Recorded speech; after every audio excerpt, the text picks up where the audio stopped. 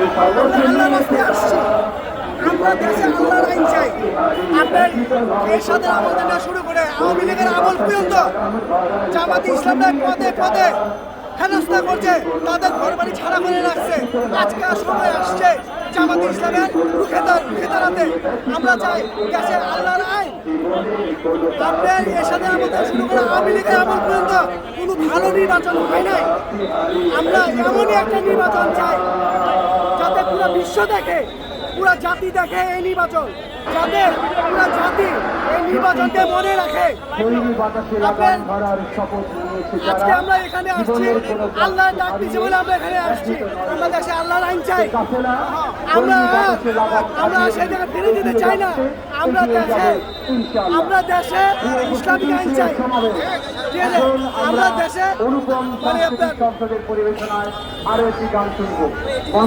জামাতে ইসলামে আওয়ামী লীগ যেভাবে হেনস্থা করছে, আপনার ঘর ছাড়া করে রাখছে সবাই। আজকে তুমি কোথায়, আমরা কোথায়? আজকে তুমি যারা নাকি দেশ চালাইছে আজকে তারা দেশের বাইরে, আর যারা নাকি আজকে ঘর ছাড়া করে রাখছে আজকে তারা দেশ চালাবে।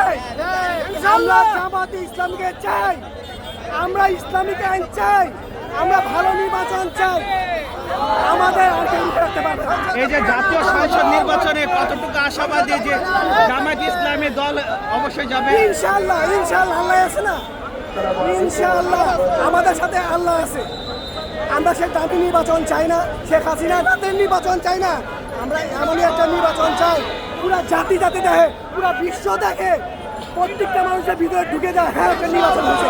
আমরা 15 বছর ধরে ভোট দিতে পারি নাই, মনের ভিতরে একটা কষ্ট। এবার ভোট দিতে চাই।